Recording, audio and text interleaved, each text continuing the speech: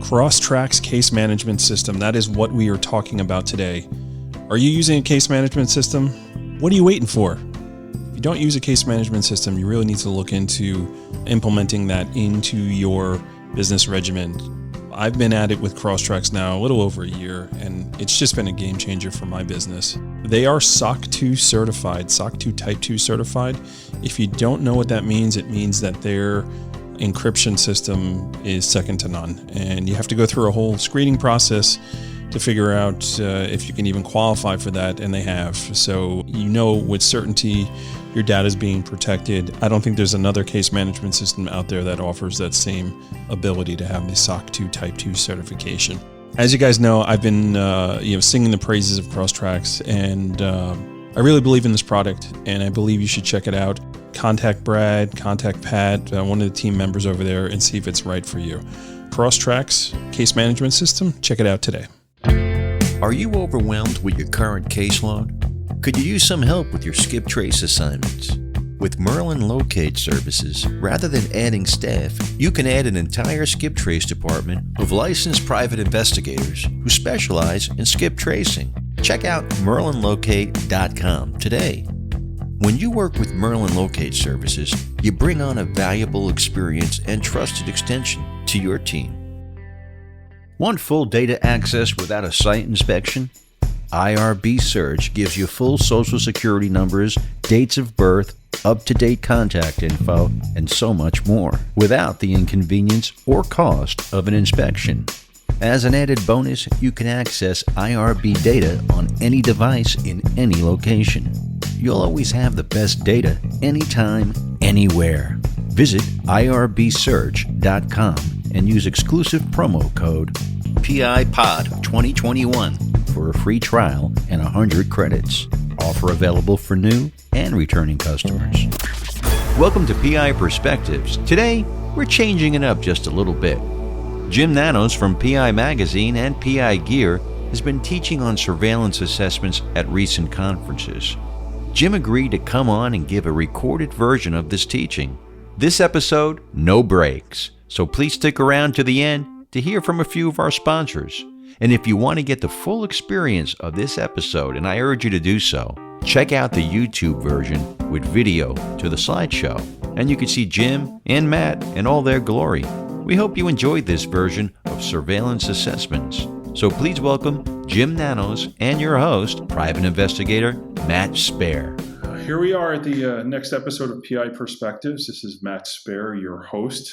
Today we're going to try and do something a little bit different. I asked Jim Nanos from PI Magazine and PI Gear to come on and talk a little bit about pre-surveillance and just kind of give us a background on the work that you should be doing when you're looking to do surveillance or looking to gain information on an individual before you actually start an assignment. So, Jim, I want to welcome you to the program. How are you? Matt, I'm doing fine. Thanks for having me. It's an honor to be part of the show. Yeah, we're going a little hybrid today, doing things a little different, but we got to mix things up a bit. So I feel like I haven't seen you in years, Jim. How are you? I know, it's been like so long. Right, a couple of weeks, easily. So let's jump right into the topic. I know you wanted to share your screen. So for those that are actually watching the video of this, they'll be able to see shared screens. If you're listening to the podcast, we're going to kind of describe as best as we can what we got on screen here. But Jim, why don't you go ahead and share your screen there? And there we go. All right. So surveillance assessments by Jim Nanos. Thanks, Matt. So I'm going to, I'll jump right into this. And Matt, as we go along, feel free to hop in. And if we need to talk about anything, if I don't do a good job at explaining the slide, please jump in. And for the listeners that are joining us and the viewers, Matt and I are from the Northeast, so we tend to talk quickly. So I apologize if I go rather quickly. It's just the nature of how we have to speak out here to get our points across. So we're going to be going through this rather quickly. So today the topic we're going to cover is surveillance assessments, and we'll get into a little bit about what typically I do as a surveillance technician on most investigative cases that I do. So a little background on myself, and Matt, you'll probably be able to maybe narrate this if you need to. Sure. Let's see. So I'm a retired police officer from the city of Wildwood, New Jersey. That's in the southern part of the state. I was a police officer for about 28 years. A detective sergeant. I handled major cases, everything. Small department, 50-man department. So you tend to handle everything from, somebody stole my bicycle all the way up to homicides. And small departments, you do everything, and that's pretty much what I did. I'm a member of the U.S. Coast Guard Reserve. I've been a reservist for about 21 years now. As a surveillance technician, prior to me being a private investigator as a police officer, I worked undercover narcotics, and that's where I got the bulk of my surveillance work and surveillance training. I'm throwing a couple of pictures up here of me doing some undercover stuff in the past, and even one as me recently as a Hasidic in an area in New Jersey here. So as a surveillance technician, sometimes you have to dress the part and play different roles as we go along. It's a nice I've yarmulke also you got there. got my yarmulke on. That's right, man. Okay, yeah. So some of the other places I've worked over my career is New Jersey Department of Homeland Security and Preparedness as an investigator doing counterterrorism work. And I was the director of corporate training and compliance for a large security company in Covenant Security. I was responsible for about 5,000 armed and unarmed security officers, professionals, mainly dealing with their training and their corporate compliance as to what the rules were for the particular states that they worked in. And I am the owner of Apple Investigations. That's my personal private investigation firm based out of southern New Jersey. So my surveillance training has been provided in the past by the New Jersey State Police at the Basic Police Academy in Seagirt, New Jersey. I've been trained by the DEA, the FBI, and probably one of the premier and absolutely hands down, in my opinion, the best surveillance detail out there and offers the best surveillance training anywhere is New York City Police Department. A lot of folks aren't aware that they have such a robust security detail and program, and it is just absolutely phenomenal. If you ever get the opportunity to take any classes related to security that's given by anyone retired from New York City Police Department, it is absolutely fabulous. I've done some Army CID and Air Force OSI training also, and of course through the Coast Guard.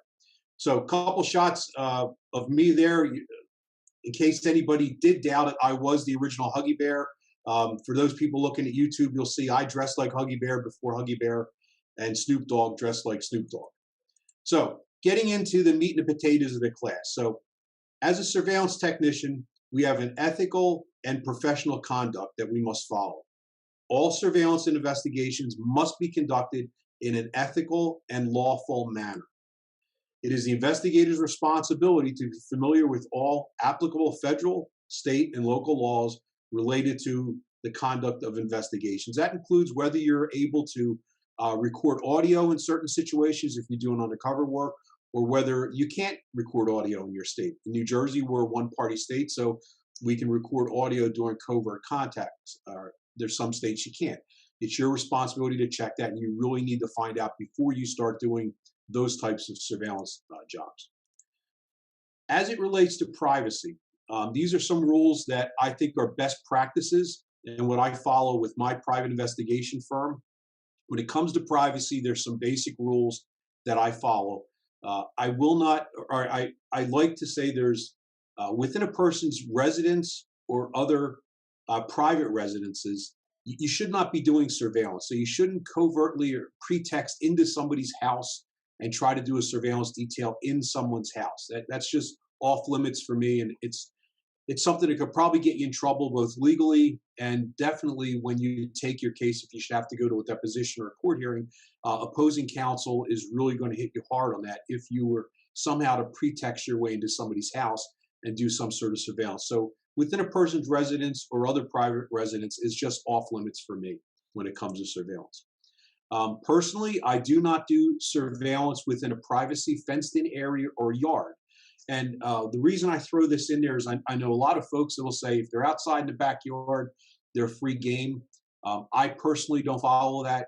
A privacy fence is exactly why it's named a privacy fence. I've gone to depositions where an attorney will pull up the 6-foot white vinyl fence and will say, Mr. Nanos, what is this commonly referred to? And I have to say it's a privacy fence. And then I have to explain, or I may have to explain why I was taking photographs or video over a privacy fence. It's just something you should probably stay away from. Privacy fenced in areas or yards that don't have like a chain link fence or a picket fence. If it's got the large white vinyl fence, I know it's very, what's the word I'm looking for? It's tempting to want to stick a camera over the fence or somehow get a position either in another building or in a tree. I mean, all kinds of crazy things happen where you're trying to get photos or video inside that backyard if someone's around a pool or playing in the backyard. It's just something I like to stay away from.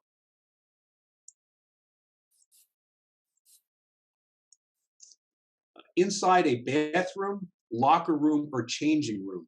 I know folks that have called me for surveillance details and they'll say, I need you to go to the country club and follow this guy around and make sure you get him in the locker room where he may be talking about things. There's an expectation of privacy obviously within a bathroom. I project that to locker rooms and changing areas. I just don't do video or surveillance in those rooms. Again, it may feel tempting, or you may be tempted because of sometimes folks have their guard down. They may talk a little bit, or they may move around differently inside what they perceive as a private area, but that's exactly right. They're perceiving this as a private area, and it's just something that you should try to stay away from, if you can. Inside a private club, private event, or a place where the public is not invited.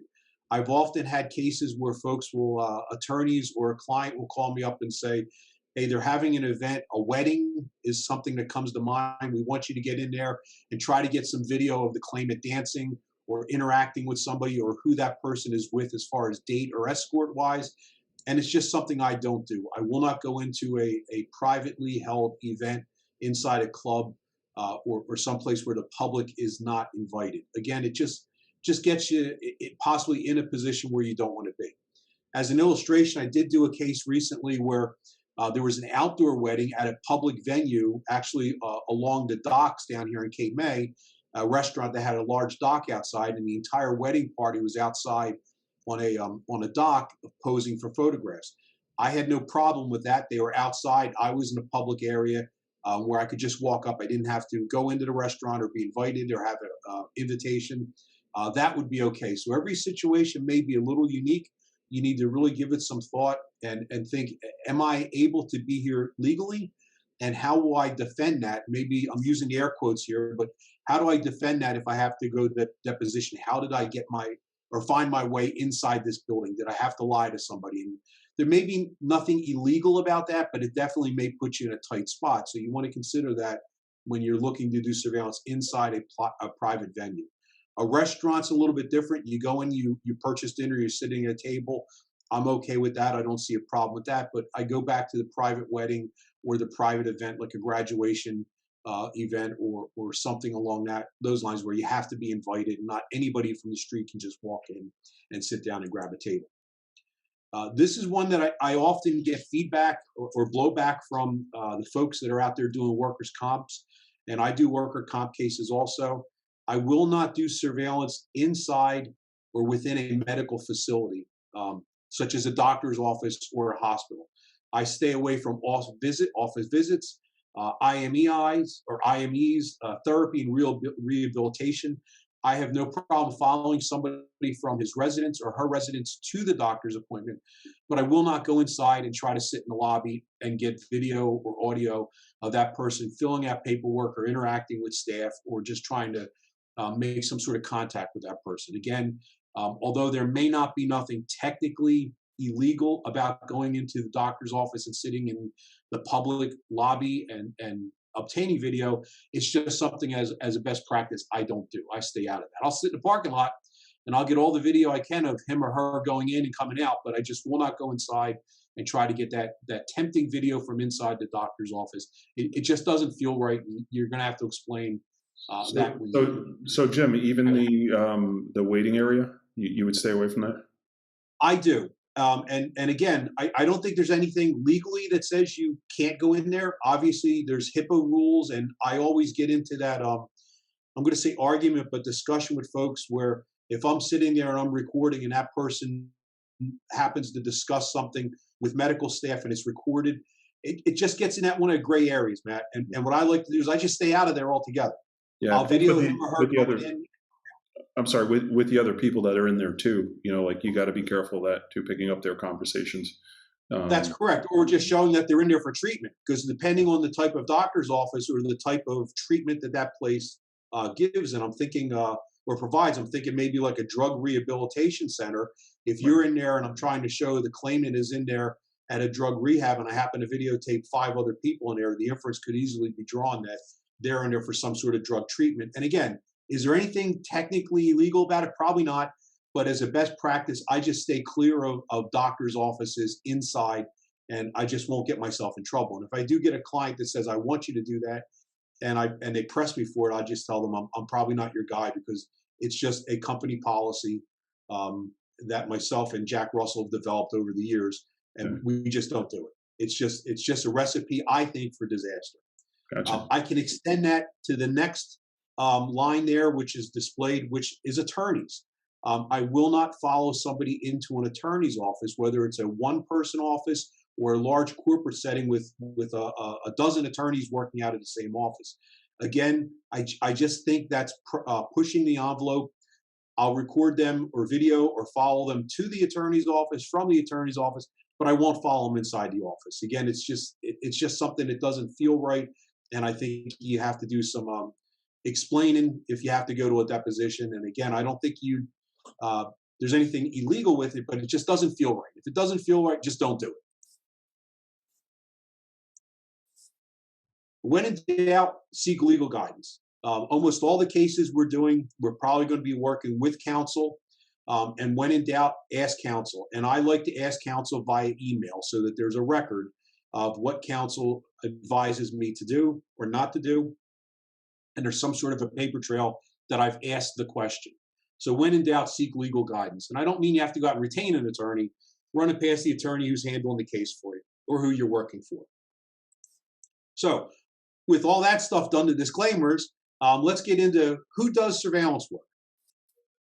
Every private investigator performs surveillance work to some level. A lot of folks out there, a lot of PIs out there that we come across, they say, I don't do surveillance work. They don't even realize they are doing surveillance work. Surveillance work is rather broadly defined, and we'll go over a couple bullet points here, but obviously there's what I typically call the full-blown physical surveillance. That's when somebody retains me to go out and follow somebody for a day, a period of time, or 4 hours, or an extended period of time. Follow him or her for a week and get a pattern of their life, and let's get a snapshot of what they're doing, activity checks for a week. That's typically what I do. I do full-blown surveillances, but there are a lot of other folks out there, PIs, that will say, well, that's not what I do. I'm not a surveillance guy. I don't do any surveillance.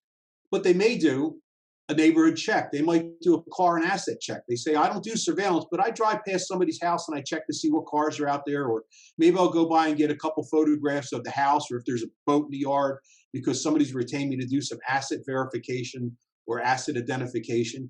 That's a form of surveillance. You may not think it is because it doesn't say surveillance, but it is surveillance. You're going by and you're obtaining information from a location, and you're probably going to document that or use it somehow in your case. So it absolutely is a form of surveillance.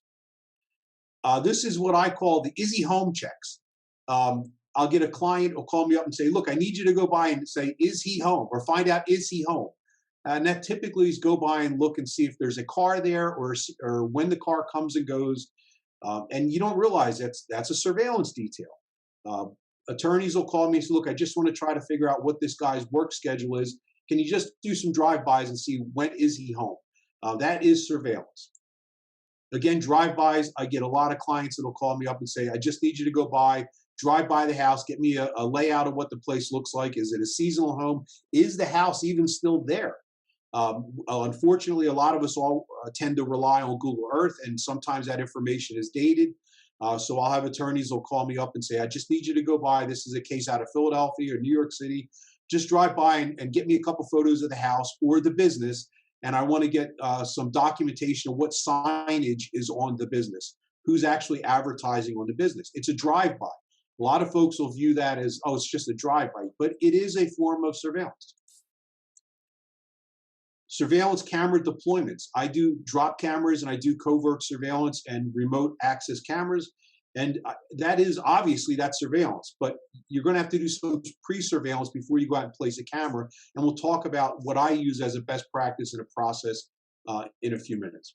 And finally, I do get folks that'll call me up and we'll have complex process service where somebody's ducking process or it's a high profile process service, mostly related to businesses. And you just can't go up and knock on a door and expect, that celebrity or that sports athlete or figure to answer the door and have their hand out ready to take a service. So you may have to do some sort of surveillance ahead of time to find out when is the best time to try to serve that paper. I go back to a case where I had a client call me up and without disclosing any names, they wanted me to serve a sports figure who was in Atlantic City boxing. And this is they were under the impression I could just walk in, buy a ticket, and like walk up to the side of the ring and hand the guy a piece of paper while he's in the ring. Nice. And I said, it doesn't work that way. There's going to have to be a time and place to do it professionally. And I have to do it as a professional. I just can't walk up when the guy's in the ring and throw a piece of paper in the ring and yell, "You're served," and walk away. They were under the impression that that's what I would do, and I wouldn't do that. And I offered my services to do it, to do some surveillance and figure out when the best time to serve this person was. And they passed on that because that's not what they thought we could do. Yeah. So before we move on from this, I know you have work for other PIs is the next thing here too. I want to tie it in also with the executive protection and how surveillance works with that and why it's needed for that. So if you have a potential problem, you've identified somebody that is a threat to whoever it is you're protecting, being able to do those drive-bys, is he home or is she home? Like those are one of the things that you would do, right? When you identify a threat, you want to be proactive and keep an eye on it. I had a situation where I was working for an EP guy where they were about to film a movie, and there was someone who was problematic that they wanted to keep an eye on, and that was my role in it. Just identifying this person, getting a photo of them that they could hand out, a photo of this person on the movie set.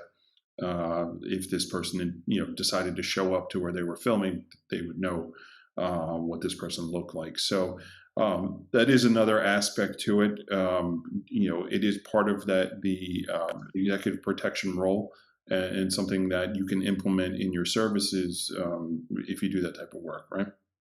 Sure. EP details, I've had situations where we're providing the client with some protection, but at the same time, we have a detail on a potential threat's residence, whether it's in the same town or outside of the area, because we want to know if that person goes mobile and starts heading in the direction where the protectee is. So yes, occasionally you'll get those cases where you want to get a photograph of possibly the threat ahead of time, but you may also want to know where that person or that threat is while your client is in town. And I get that often in Atlantic City where someone will get a threat from someone in that general area. The protectee will come to Atlantic City. We have a detail on the protectee, but at the same time, we're monitoring the threat's house to see if that person goes mobile. So at least we know they're out driving around and potentially could get to our protectee in short order. So right. That is, again, surveillance. And we do that quite often. And occasionally you're going to get work for other PIs where they call you up and they ask you to do surveillance work. Right. And that would be any of the above that we've gone through. Right. So what is a surveillance assessment? A surveillance assessment is a discrete evaluation performed, and it's going to be key before an investigation to evaluate the likelihood of success of your surveillance case. The assessment is usually conducted covertly and most often is used to set the expectations for the client in advance of the actual case. So to back up just a second, what I typically do is if a client calls me up and they order some sort of surveillance, before I accept that detail, I will tell them I need to do an assessment of the case so I can, one, make sure that it's something I'm capable of doing and equipped to do it, have the right personnel, the right equipment, right background. And two, I want to make sure that it's going to be something that we can successfully do. And if not, I want to make sure the client is aware and have the expectations set up front of the likelihood of success. So with that, what I like to say is the PI word of the day is client expectations. And you're going to hear me use that word throughout this presentation, expectation or client expectations. You want to set your goals going into your case. You don't want to take a retainer and do a substantial amount of work and come back to your client and say, hey, look, we weren't able to do the surveillance because of this, this, and this.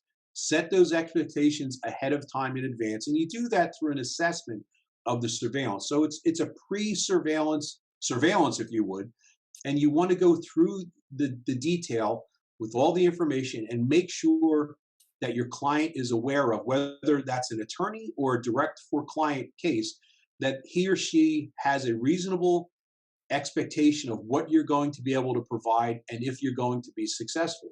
You can also use this tool and this process to justify or request additional personnel, because you're setting that information up front that, look, I can do this, but I'm going to need extra personnel. I'm going to need extra time, or there's a number of different reasons why we may need additional resources, in this case, money, time and money to be successful.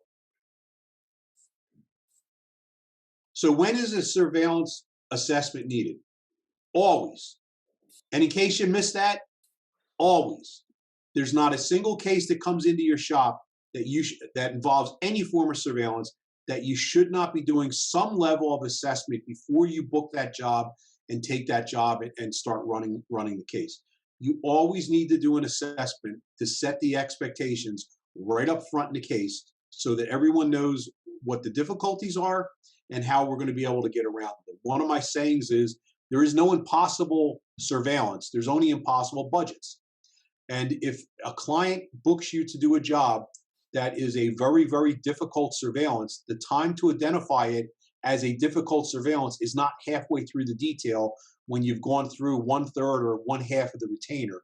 You need to do that up front in advance so that the client has expectations of what you're able to do. So I break the surveillance assessment up into steps, and I call them stages of a surveillance, and I would recommend that everyone does this for every case coming in. And I do bill for this. This is not a freebie. I typically will charge $200 to $250 for a surveillance assessment. And if I do book the job, sometimes I'll back that off of the final fee. But I've had lots of cases where a client or an attorney will ask me to do a surveillance. I do an assessment. I identify what the problems are and some suggestions how we get around them. And I find out that it's just out of budget. And in those cases, I've paid for my time. And I've identified to the client up front that we're not going to be able to meet his or her expectations.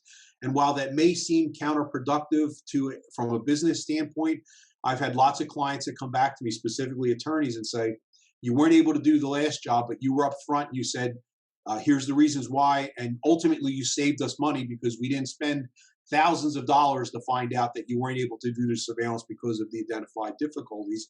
It cost us a couple $100 and we went another route with the case. So the first thing I like to do is debrief the client.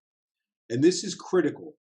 Often you'll get a call from an attorney or possibly a paralegal, and they'll say, I need a surveillance done, and here's the facts in the case. And then you later find out that the attorney's relying on a paralegal who's relying on a receptionist or an intake person, and the information you're getting related to the case is sometimes 2 or 3 people old, or it's gone through 2 or 3 folks of levels of debrief before you get the actual information. I like to speak directly to the client, and I want to hear right from the client, and I want to be able to ask the client questions. I can't ask the client questions if the attorney's providing me the information, or his or her paralegal, or some intake person within the agency is giving me the information. So I find it extremely important, and I recommend to everyone, debrief the client personally. That can be on a telephone. It does, maybe the attorney wants to be on the call, and it's probably not a bad thing if the attorney's on the call. You may have some level of attorney-client privilege then because the attorney's on the call. But the key is you want to talk directly to the client, not going through any sort of filters or levels. My second step is after I speak to the client, I get the information, I do what's called open source information gathering. And that can be something as simple as Google searches, running a database, any of the restricted access databases we have, TLO, IRB, DellPoint, there's lots of them out there, tracers. I use them all. I have every single one of them. And often I'll run multiple searches depending on what type of case that I'm potentially going to be taking on. But you want to do your open source information. Google's a tremendous tool. Google Earth, and I'm not going to bring that into this particular presentation. There's a whole other presentation I do on Google Earth, but Google Earth's a great tool to be able to actually, using air quotes again, go to that neighborhood and actually see what the neighborhood looks like right from the comfort of your desk. So you utilize Google Earth and all the Google related tools out there, and all the information is available. Scope now is a fabulous tool. There's lots of them out there. You want to get this information before you start doing a case. That's what I call open source information gathering. Get as much information about the case as you can. I then sit down and I review that information based upon what the clients told me during my question and answer, or my debrief, or my brief, and what I've been able to find in open source information gathering. I sit down and I put that together. And all these steps, 1, 2, and 3, may be half an hour. I mean, we're not talking days or multiple meetings. I may speak to a client initially for 15 or 20 minutes to get an overview of the case, hit the computer for 15 or 20 minutes, and then sit down and sort of put those pieces together in my mind, taking notes and documenting some things. And then I put that together as an overall picture of what the client, and that could be an attorney or direct to client, what they're asking me to do. I then like to go out and do an in-person survey. Now, you notice that doesn't say in-person surveillance, because it is absolutely not a surveillance. It's going to be a survey. And that simply can be driving through the neighborhood or driving past the residence and making sure or being sure that what I found on Google Earth or what I found through open source gathering is actually what's there now, that the house that I think is there is actually there, or what the house that the client has told me is there has not been remodeled or has been torn down and another building's in its place. Go out and do a drive-by. And you can do that on the way to or from work. If it's an extended distance, you're going to have to bill for that and work that into the billing structure. But you need to at least drive through the neighborhood and get some perspective as to what you've been able to learn from steps 1 and 2, putting them together in step 3 is actually representative of what's going on in this case. Sometimes clients will call you to give you information. They haven't been to the house in years. It's an ex-spouse, or it's an ex-business partner, or it's a former business. They haven't been there in years, haven't been by the place in years, and you find out that the whole topography's changed, and it's not what the client represents it as being, or what they think it was when they last were at that residence. I then like to go back and debrief the client a second time. And this is a very short phone call, because you're going to learn things in steps 2 and 4, gathering your information and your in-person survey, driving through the area that maybe you want to follow up on. The client gives you an address and you go out there and find out it's a quad, that there's 4 apartments there, and the client didn't tell you what apartment, and he or she just assumes that somehow you're going to figure that out.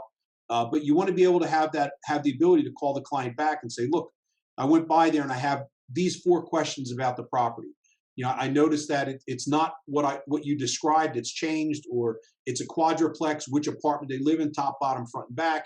And there's going to be some follow-up questions. That the second debrief of the client is usually very short and is very focused based upon what you've learned in steps, 1, 2, and ultimately in 4. And then finally, I think it's a good practice.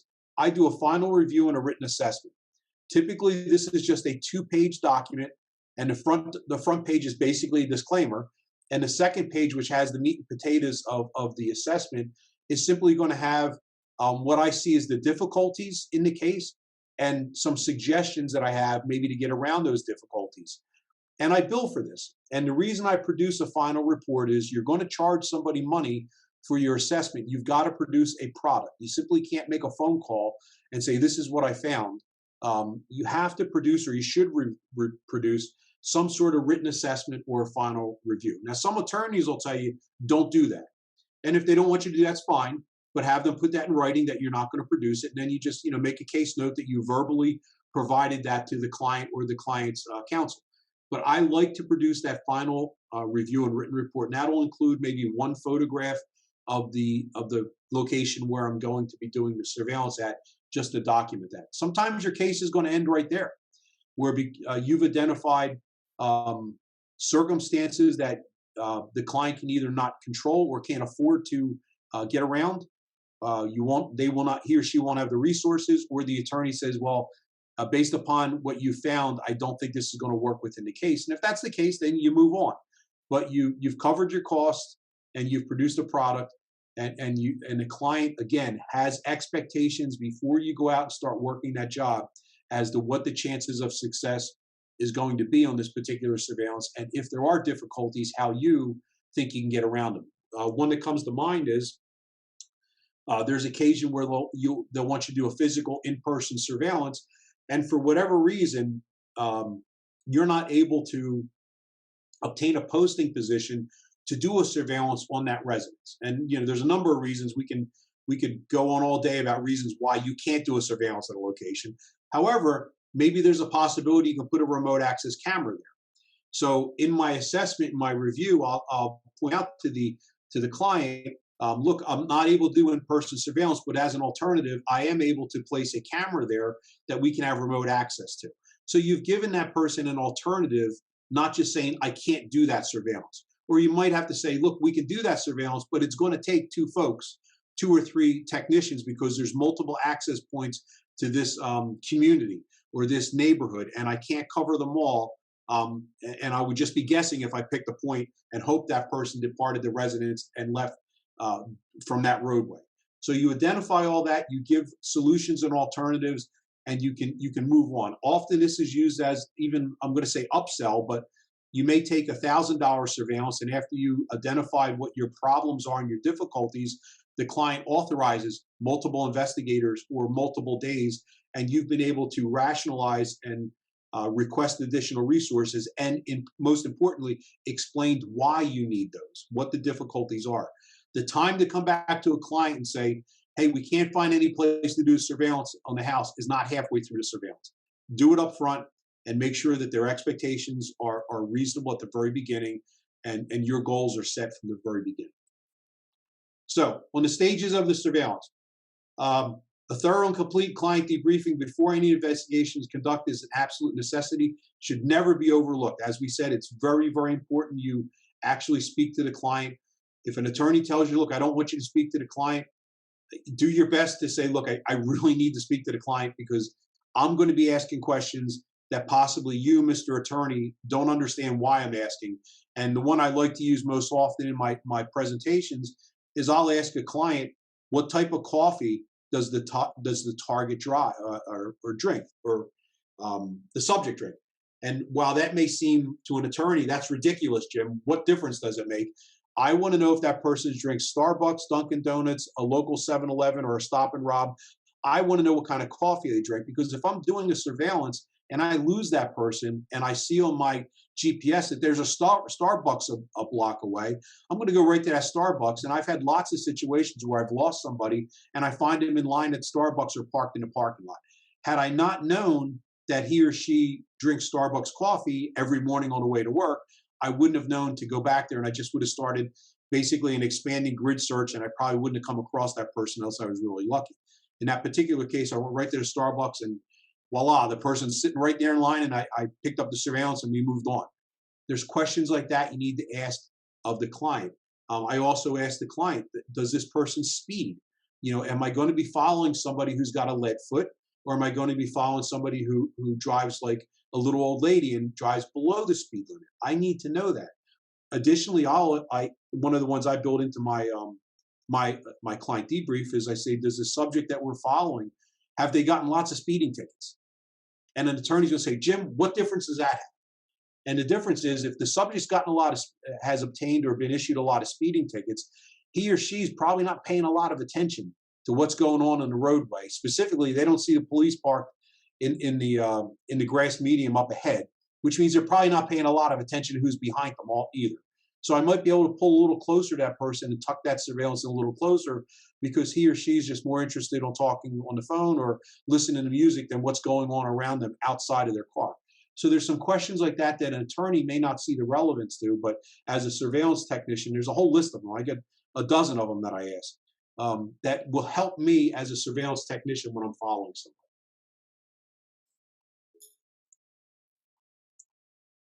Okay, your open source information, I'm just going to hit on these real quick. All available open source information outlets should be considered and utilized. Come up with a little bang list so that every case that you do, you're pretty much checking off the same box. I like Google, just plain old Google. I like Google Earth. I also do like a realtor.com check, because a lot of times you'll see photographs from inside the house because it may have been for sale recently or is for sale currently. Run a Scope Now report so that you know what their social media looks like. Hit up their, their Facebook accounts so you can see what sort of lifestyle they're living. Are they an outdoor kind of person, or are all their photos inside? I mean, there's lots of information you can get from Facebook from just going and hitting their Facebook page up and seeing, what they do for hobbies, how they dress. Are they physically active? There's lots of things on Facebook that you can do in seconds that'll give you a flavor for what type of person you're dealing with. Your information review. After successful gathering and documenting open source information, a thorough, complete, and objective review should be conducted. Look at all that information you've gathered and analyze it, scrutinize it, go through it. Don't short step yourself on this. Look at all the information and take everything into consideration and try to get that whole person view of who you're dealing with, or what type of neighborhood you're dealing with, what the house is like. Is the neighborhood one that I'm going to have a high-end car to be able to blend in? If the houses are worth $2 or $3 million, I'm not going to be able to show up in my 2013 Kia Optima with 400,000 miles on it and a dent in the door and not attract some sort of scrutiny. I may have to go out and rent a car that's going to fit in that neighborhood. And I'm using the air quotes when I say fit. Is it a commercial neighborhood where maybe a commercial vehicle would blend in? In the same token, if you're driving a really nice car, like a Corvette or something, you can't go to some neighborhoods and expect to blend in with a Corvette. So you have to know this ahead of time, because if you have to rent a vehicle, obviously that's going to impact your budget. And you need to do that present that in your assessment and say, yes, we can do the surveillance. There's a great place where I can park. However, I'm going to need a vehicle that blends into that neighborhood, and my options are this: 1, 2, or 3. There's also nothing wrong with, when you're done your case, running it past someone else in your office, whether it's a surveillance tech or somebody with a higher level of expertise within your office. If you're not a tech guy and you think you want to use some sort of camera, find somebody, maybe somebody within your state association or somebody who works nearby you that you can call and bounce some ideas off. And that goes both ways. Have he or she give them the ability, hey, if you have a question or you just want to kick something back and forth, feel free to call me. But if you have somebody within your office who's your tech, make sure you bring that person into the loop if you're anticipating using some sort of tech in your case.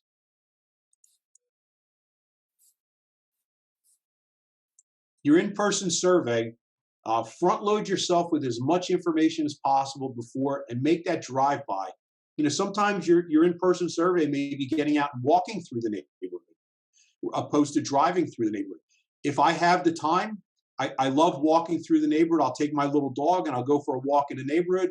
You can loiter in the neighborhood. You can walk around with a dog, not feel out of place. Nobody will look a second time at you in some neighborhoods, but it gives you the ability to really loiter and hang out in the neighborhood, get a flavor for that neighborhood. 15 minutes in a neighborhood at any particular time will reveal an incredible amount of information. And as I'm saying that, I'm thinking also, if you anticipate a surveillance that's going to be a 7 a.m. to whatever surveillance, make sure when you do your survey or your assessment, you're doing it at 7 a.m.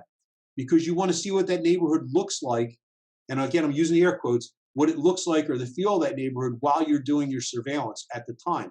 If you're going to start your surveillance at 6 or 7 o'clock in the morning, it doesn't do you a lot of good to drive through that neighborhood at 11 o'clock at night, because everything's going to be different in the morning than at 7 or 8 or 11 o'clock in the evening. So try to do that survey at the same time that you think you're going to be doing most of your surveillance details.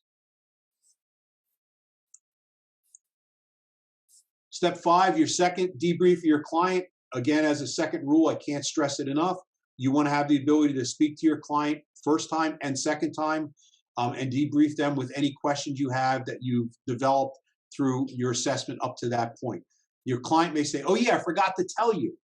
that they have a 2-car garage. And when we were married, she always parked her car in the garage. The attorney wouldn't know that, and the attorney wouldn't know to ask that. You would be able to ask that because you're the professional and this is what you do for a living. Your attorney doesn't think that's important. Yet to you, think about it, it's critically important. If I go by that house at 7 o'clock in the morning, I don't see my subject's car. Had I known he or she parks in the garage every evening, then I may think that car is in the garage, but anybody else may just go by and say the car's not there, we missed them, or they left earlier, not realizing they're parked inside the garage. So there's lots of opportunity to get a lot of information if you're speaking directly to the client.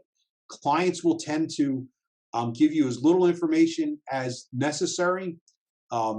It's really important that you have the ability to ask those follow-up questions based upon what you've developed through steps 1 through 4.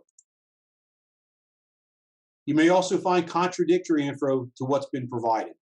You know, there's lots of cases where I go out and the client tells me, describes a house, describes a pattern of life, a vehicle, and you go out there and it's something totally different.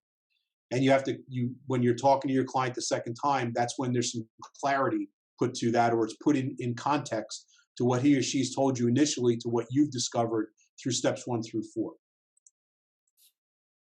And the final assessment is, as a best practice, it's suggested to memorialize your assessment in written format, and that is billable. That's not a freebie. And I stress that often. It is not a freebie. I charge for this. And I do lots of assessments. I may do 4 or 5 a month, and maybe 2 of those will end up where I actually don't do the job because just for one reason or another, it's not one that I'm capable of doing or one that has a low expectation for success, but I've still covered my expenditures and my time. So you have to bill for that, or you should bill for that.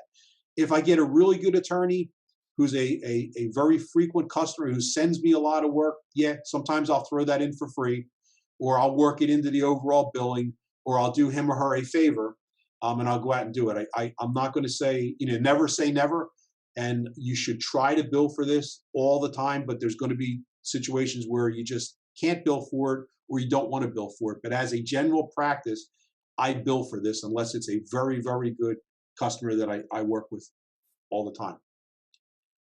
Most importantly, your assessment may be used to justify additional funding or manpower needs of the client, and you're going to be setting those expectations. And this is important here. Remember, clients watch TV and think anybody can do our job and performs tests or tasks that are not legal or even possible. I love this picture here where I think everyone, I know Matt does, Matt's got one of those tables in his office where you can move your hands around and all of a sudden you can see everything that person's done and where they've ate breakfast and what they're having for lunch and all that. Absolutely. It doesn't exist in the real world. Yeah. But unfortunately, the point of reference for most clients, and unfortunately some attorneys, is what they see on television.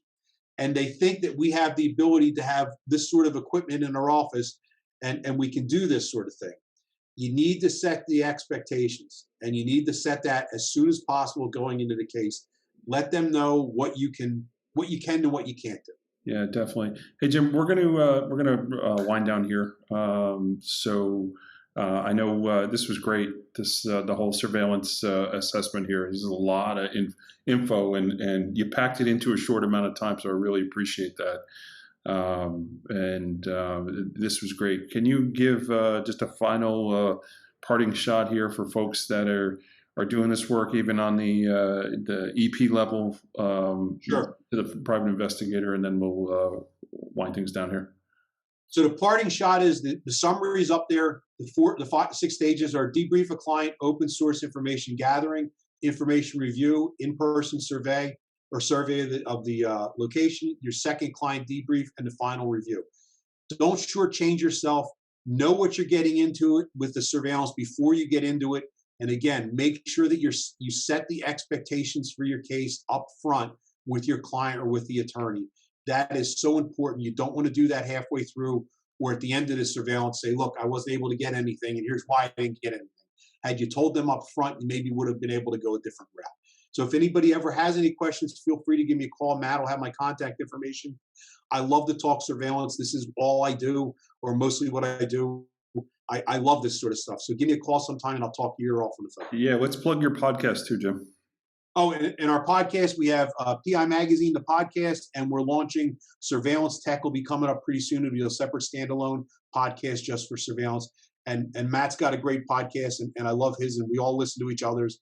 But feel free to anytime give us a call, and we'll help you out. Jim, this was definitely the easiest interview that I've done. I kind of sat back with a cup of coffee, but I really I've seen you do this presentation a few times at different events, and I wanted to memorialize it because I think there's such great information here, and I really appreciate you coming on and agreeing to do this, and making this available for folks to learn more about these topics. So if you can't find Jim Nanos, you're a crappy investigator. He's out there. He's got a buddy, Jack Russell, too, that he's a little more difficult to find. He is a little bit harder to get a hold of. You don't want to get on the phone with him, believe me. Yeah. So thanks, everybody, for checking this out. And we'll catch you guys next time on the next show. Take care. A special thank you to Jim for trying this different format with us. We hope you enjoyed it and found it useful. We'll be back next week with our regular show. So we also want to thank Crosstracks, Merlin Locate, IRB, and Investigation Education Consultants for sponsoring our show. So please support our great supporters. We're going to play you out with 2 more sponsors from Investigator Education Consultants and InvestigatorSToolbox.com. So be sure you use code PIP 201836 and save that $20 when you join the Toolbox. And you can do that through the app, available on all smartphones. And if you have a question or a comment about the show, email Matt at matthews@satellitepi.com, and you can find him on LinkedIn, Instagram, and Facebook. We hope to get your feedback so we can bring you the best shows possible. And we'll be back on Monday with a new show. So make sure you tune in and stay safe out there. In 2019, Investigation Education Consultants added a new affiliate in its never-ending quest to provide quality professional investigative training. IEC is now offering certificate courses and investigative training online. Our website, IECOIT.com, will soon offer a certificate in professional investigation for those interested in entering the investigative field. There'll be standalone investigation classes for those seeking continuing education credits, CEUs, or just interested in taking classes for their own personal or professional interests. The classes currently available are Foundations of Investigation, Legal Investigation, Criminal Investigation, Fraud Investigation, Background Investigation, Interviews and Statements, Skip Tracing Locates, Ethics, and Report Writing. Investigator Toolbox members will receive a 20% discount off the listed price. So visit IECOIT.com. Are you an investigative professional? Did you know you can now find the best private investigator resources using investigatorstoolbox.com? It is a resource community built exclusively for licensed investigators and investigative professionals. This is the future of investigative learning, networking, and resource management. You can interact with some of the best investigative minds in the business in our community section. Our private investigator resources also have a robust learning section packed full of free training webinars, audio teachings, and helpful articles. Many teachings offer CLE credit. Our data resources section features over 225 free OSINT resources. This site is also designed to create a private personal resource library for your use when you do research. We have partnered with some of the best investigators and businesses in this industry to provide benefits and discounts to our members. We have over $1,250 worth of discounts and benefits available exclusively to members of the community. For less than 49 cents a day, you can access this amazing resource tool. Download the Investigators Toolbox app available on Android and iOS, or visit our webpage at investigators-toolbox.com. The best private investigator resources and this amazing community are only a few clicks away.